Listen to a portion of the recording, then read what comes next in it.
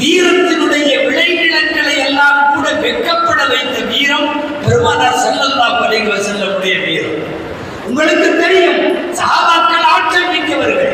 வாள் சுழற்றுவதில், சுமை தூக்குவதில், வியாபார சரக்குகளை தூக்குவதில், ஒட்டகங்களை ஓட்டுவதில், பாலைவனத்து பெருவழிகளிலே அவர்கள் வீரர்கள், தீர பராக்கிரமசாலிகள்.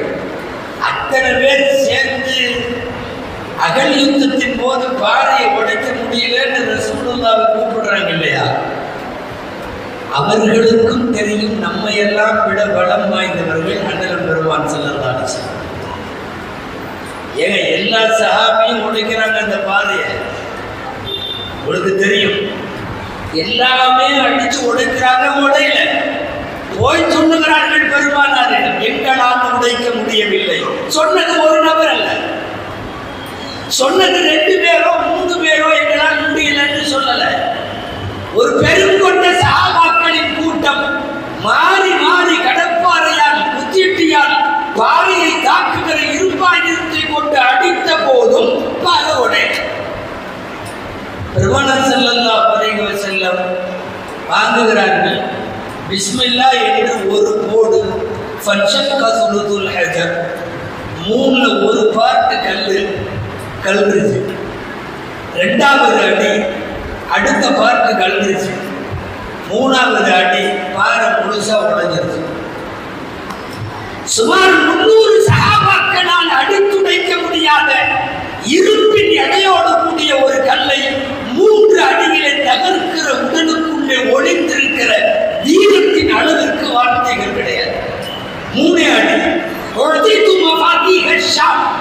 ஒரு அடியிலே சொல்லுகிறார்கள், சிரியாவின் கோட்டைகள் என் வசம் வெற்றி வசமாக்கப்படுகிறது, என் சமுதாயத்திற்கு அது சமர்ப்பணம். 2வது அடி,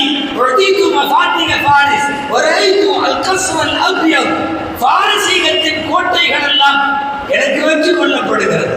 3வது அடி,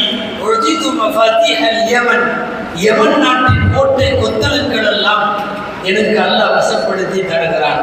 3 அடியில் 3 பெரும் சாம்ராஜ்யத்தினுடைய கோட்டைகள் நம் கைக்கு வரும் என்கிற போது அந்த அடிக்கிற அடியில அந்த பாறை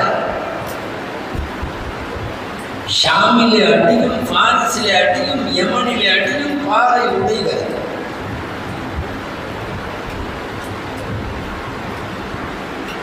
வயிற்றுல கல்லை கட்டிட்டு பசியோடு இருந்த நேரத்தில் கல்லை எடுத்து உடைக்கிறாங்க.